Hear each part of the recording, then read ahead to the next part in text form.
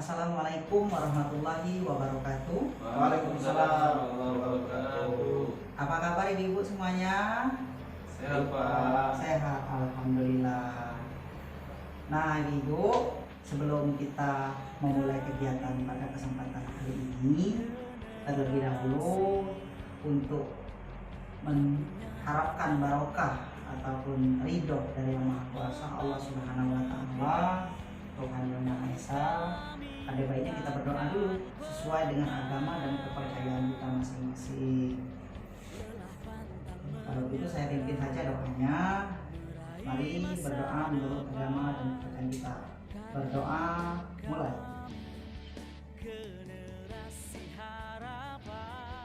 Berdoa selesai. Ya ibu, kita akan melanjutkan kembali kegiatan kita. Terlebih dahulu saya perkenalkan diri. Saya sebagai pendamping PKH di desa ini. Nama saya Al-Mudhari. Saya pendamping PKH untuk memfasilitasi kegiatan kita pada pertemuan peningkatan kemampuan keluarga pada saat ini dan juga pada saat-saat yang akan datang. Nah ibu, sebelum kita lebih jauh melanjutkan ke apa yang akan kita lakukan, ada baiknya kalau kita bergembira dulu supaya suasana kita menjadi lebih ceria, dan nantinya apa yang akan saya sampaikan harapan saya lebih mudah kita serap. Masih ingat bagaimana tepuk kedua-kedua? Nah kalau begitu saya minta kepada Ibu Yuni untuk memimpinnya. Kita sama-sama melaksanakan tepuk kedua-kedua. Silakan Bu Yuni. Oke Ibu, kita tepuk kedua-kedua ya. Ya. 1, 2, 3. Pertemuan peningkatan kemampuan keluarga. Iya. Terima kasih kepada Ibu Yuni yang telah memimpin tepuk kedua-kedua. Sudah kelihatan gembira ibu untuk melanjutkan materi ini. Iya. Baik, kalau begitu kita lanjutkan kembali. Saya akan menanyakan kepada ibu-ibu yaitu tentang keadaan di rumah kita. Pertanyaannya saya, ibu nanti silakan jawab sesuai dengan apa yang ada. Siapa saja yang tinggal bersama kita di rumah? Nah, saya akan mencatatnya nanti di kertas yang ada di depan ini. Saya minta kepada ibu siapa yang bersedia untuk menyebutkan siapa saja yang berada di dalam keluarganya. Boleh angkat tangan ibu-ibu? Saya Pak. Iya, Ibu Ita. Silakan Ibu Ita. Di rumah itu ada saya dan suami. Iya. Terus anak saya 2. Iya. Sama orang tua, mertua saya Pak. Orang tua. Mertua saya itu Iya. Dua-duanya masih hidup Pak. Itu. Nah, kalau panggilannya di rumah Ibu Ita itu untuk kedua orang tuanya yang masih hidup itu apa panggilannya? Kalau kami manggilnya ayah sama ibu. Ya. Kalau cucu itu panggil kakek nenek. Kakek nenek. Iya, baik Ibu Ita ya. Kakek dan nenek. Iya. Kemudian ada lagi yang orang-orang tua selain kakek nenek yang ada di rumah? Yuk, Ya, ibu yang lain silakan Bu. buyut Pak. Buyut, ya orang tua dari kakek nenek. Buyut, nah, atau boleh juga disebut bahasa lainnya moyang ya. Ya, buyut atau moyang. Atau moyang. Iya. Nah, dari sebutan orang tua itu mereka itu semua kita kategorikan dengan umur ya.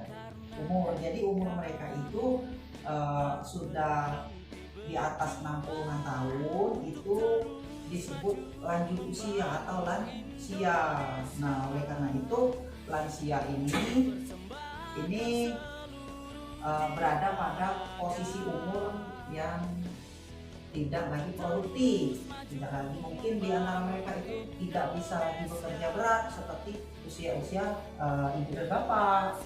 Nah, untuk lebih jelasnya, mari kita lihat clip cap yang ada di depan kita ini, pengertian lanjut usia atau arti dari kata-kata lanjut usia atau usia yang bagaimana yang dimaksud.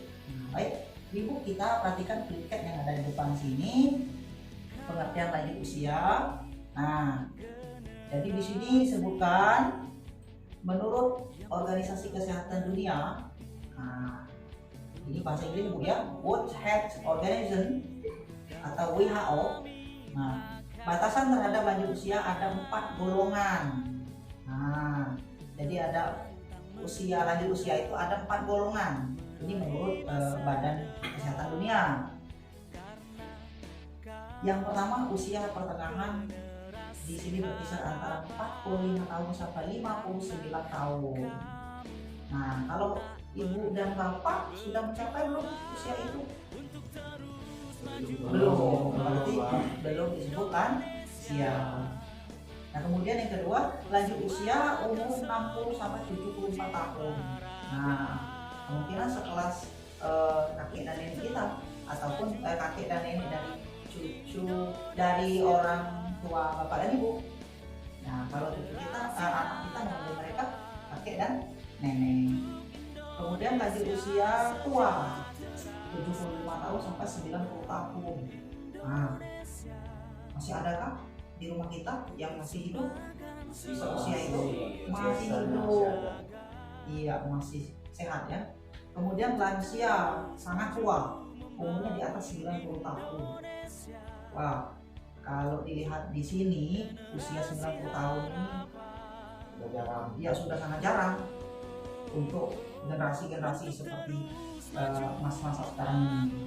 Nah, ibu, yang tadi kita bahas bersama itu tentang lansia menurut WHO. Nah, berikutnya ini menurut Undang-Undang Nomor 13 Tahun 1998 dalam wilayah hukum negara kita Indonesia, ketentuan umum pasal 1. Jadi ada golongan lansia dalam lingkup undang-undang negara kita Indonesia. Nah, ibu masih jelas ya untuk membaca? Iya, baik, kita baca yang pertama. Ayat 2. Iya, ayat 2. Usia adalah seseorang yang telah mencapai usia di atas 60 tahun. Catatan, lansia yang terdapat bantuan PKH usia 70 tahun ke atas. Iya. Kemudian yang berikutnya, silakan Bu. Lanjut usia potensial adalah lanjut usia yang masih mampu melakukan pekerjaan dan atau kegiatan yang dapat menghasilkan barang dan jasa. Iya. Dan yang terakhir, lanjut usia tidak potensial adalah lanjut usia yang tidak berdaya mencari nafkah sehingga hidupnya bergantung pada bantuan orang lain. Nah, jadi di sini menurut Undang-Undang Nomor 13 Tahun 1998, jadi penggolongan lanjut usia dibagi menjadi 3. Yang pertama, lanjut usia. Lanjut usia di sini berdasarkan umurnya yaitu di atas 60 tahun. Nah, atau mencapai 60 tahun ataupun di atas 60 tahun. Nah, perlu Ibu pahami bahwa lansia di dalam komponen PKH, penerima bantuan PKH itu umurnya adalah minimal 70 tahun.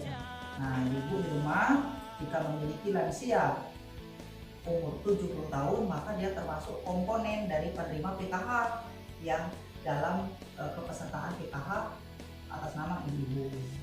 Nah, paham ya Bu ya? Kemudian yang berikutnya lanjut usia potensial. Jadi lanjut usia yang masih produktif, artinya umurnya sudah mencapai umur yang ditentukan, tetapi masih bisa bekerja, masih fisiknya masih kuat, masih bisa menghidupi dirinya maupun orang lain. Kemudian berikutnya lanjut usia yang tidak potensial. Nah, lanjut usia seperti inilah yang tidak lagi mampu menghidupi dirinya sendiri dan dia tidak mampu bekerja kembali, maka dia menjadi tanggungan orang yang dia ikuti dalam keluarga itu. Nah, jadi sudah kepahami semua ya Bu ya? Nah, baik Ibu, kita lanjutkan kembali. Di sini ada pertanyaan untuk kita, mengapa harus peduli kepada lansia? Nah, Ibu, lansia itu kan mereka pernah mengalami masa muda seperti kita. Jadi lansia itu kalau kita ambilkan pengertiannya bisa juga adalah kita di masa yang akan datang. Jadi kita di masa yang akan datang seiring bertambahnya umur juga akan mengalami masa lansia. Nah, di sini ada pertanyaan, mengapa kita harus peduli kepada lansia? Jadi lansia itu harus kita perhatikan, kita peduli. Nah, di sini ada beberapa penjelasan. Ini yang pertama menurut Undang-Undang Nomor 13 Tahun 1998 tentang kesejahteraan lansia, berhak untuk mendapatkan hak yang sama dalam kehidupannya bermasyarakat, berbangsa dan bernegara. Jadi lansia itu sama Bu dengan kita ini. Hak mereka jangan kita hilangkan. Mereka juga berhak untuk seperti kita. Kemudian jumlah lansia yang terlantar meningkat. Nah, jadi banyak sekali lansia-lansia yang ada sekarang ini di berbagai tempat itu terlantar karena hak-hak mereka jarang dipenuhi, bahkan mungkin dengan kondisi yang ada. Kemudian menurut Kementerian Sosial sekitar 16 juta lansia terlantar dari sebanyak 4,6 juta lansia yang potensial terlantar. Nah, ini masalah besar bagi bangsa kita. Bagi bangsa kita secara lingkup kecilnya, bagi tanggungan kita dalam suatu keluarga. Dan juga berikutnya data menyebutkan bahwa lansia sering mengalami kekerasan dan penelantaran. Nah, sudah tua Bu, sering mengalami kekerasan fisik, bahkan mengalami kekerasan psikis. Ibu, ada nggak sering nggak secara tidak disadari kita memarahi orang tua? Ya. Iya. Nah, tentu dengan kita mempelajari ini maka akan ada perubahan diharapkan. Kemudian lansia adalah orang tua yang membesarkan dan mendidik kita. Kembali kepada kita sekarang, bahwa kita nanti akan menjadi lansia. Kita yang sekarang mendidik anak, maka kita nantinya akan menjadi orang tua ataupun lansia. Anak kita nanti yang akan mengasuh atau mengurus kita nanti. Kemudian sebagian lansia kurang mendapatkan perhatian dari keluarga. Nah, ini ada kaitan dengan tadi Bu. Lansia itu sering terlantar. Kita lihat mungkin di beberapa tempat lansia ada yang meminta-minta, dan juga ada yang nggak jelas di tempat tinggalnya. Kemudian lansia itu yang ada di panti jompo atau tempat-tempat penampungan sangatlah terbatas. Nah, jadi itulah mengapa kita harus peduli kepada lansia. Bisa dipahami Ibu? Salah. Iya, kalau bisa dipahami maka kita kembali melanjutkan, yaitu tentang pengelompokan lansia. Jadi lansia itu kita kelompokkan. Yang pertama, kondisi dan permasalahannya itu secara fisik ataupun biologis. Nah, Ibu bisa melihat kondisi kita sekarang dengan kondisi lansia yang ada. Kalau dulu ibu-ibu, nah lansia kakek nenek dulu tak cantik, tampan pada masa mudanya. Sekarang kita lihat sendiri. Apa saja Bu contohnya perubahannya?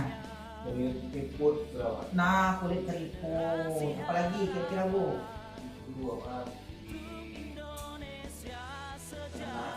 Iya, pendengarannya sudah mulai berkurang.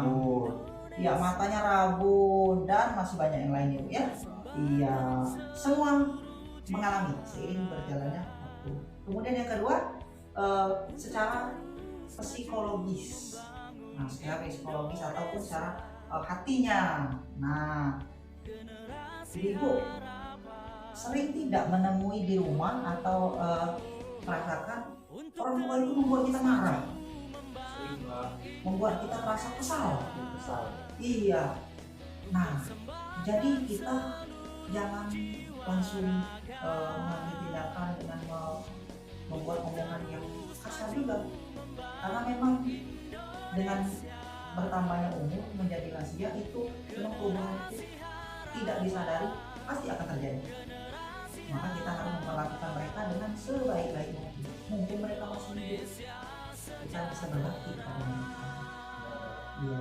Kemudian yang berikutnya kondisi lansia yang pada masa spiritualnya ataupun kelompok spiritual. Nah, spiritual tentunya ibu sering melihat lansia yang dalam kegiatan ibadah semakin mereka sibuk untuk menyempatkan diri ibadah. Tapi ada juga loh yang semakin tua umurnya, semakin menjadi lansia, ibadahnya malah tidak dikerjakan ataupun yang lain-lainnya. Nah, semoga tidak terjadi di rumah kita ya Bapak Ibu. Baik Ibu, dari pembahasan kita ini telah kita lakukan secara bersama-sama. Nah, maka sebelum kita menutup kegiatan ini, adakah dari Ibu yang bisa menyimpulkan tentang lansia? Artinya menyimpulkan di sini, menarik garis besarnya apa itu lansia, bagaimana kondisi lansia, mengapa kita harus peduli kepada lansia. Nah, kita coba ya Ibu, silakan yang bersedia untuk memberikan kesimpulan, boleh saya persilakan. Silakan Bu Ita. Jadi menurut yang kita pelajari tadi Pak, bahwa lansia itu yang sudah 60 tahun ke atas Pak. Iya. Namun kalau PKH itu yang umur 70 tahun baru dapat bantuan PKH Pak. Iya. Ada juga lansia itu yang masih bisa bekerja, namun ada juga yang sudah membutuhkan bantuan dari orang lain. Jadi kita harus peduli lansia Pak, karena itu merupakan kita nanti akan menjadi seperti itu juga Pak. Jadi kita masa yang datang juga akan menjadi lansia, jadi kita harus peduli sama mereka dulu yang bisa kita gitu Pak, orang tua kita kan.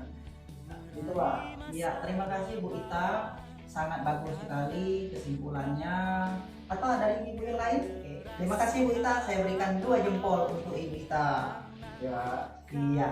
Nah Ibu, jadi dari pembahasan kita tadi sudah disimpulkan, kita ucapkan terima kasih kepada semua yang mengikuti kegiatan ini. Ibu saya sebagai fasilitator mohon maaf andai kata dalam penyampaian mungkin kurang sesuai dan juga ada kata-kata yang salah, dan harapan kita ke depan ibu-ibu nanti untuk kegiatan-kegiatan berikutnya mohon untuk tetap mengikuti pada pertemuan peningkatan kemampuan keluarga ini di pembahasan berikutnya sebagai salah satu kewajiban ibu peserta PKH. Itu saja yang dapat saya sampaikan. Terima kasih atas perhatian dan kebersamaannya. Saya akhiri. Billahi taufiq wal hidayah. Wassalamualaikum warahmatullahi wabarakatuh. Waalaikumsalam warahmatullahi wabarakatuh.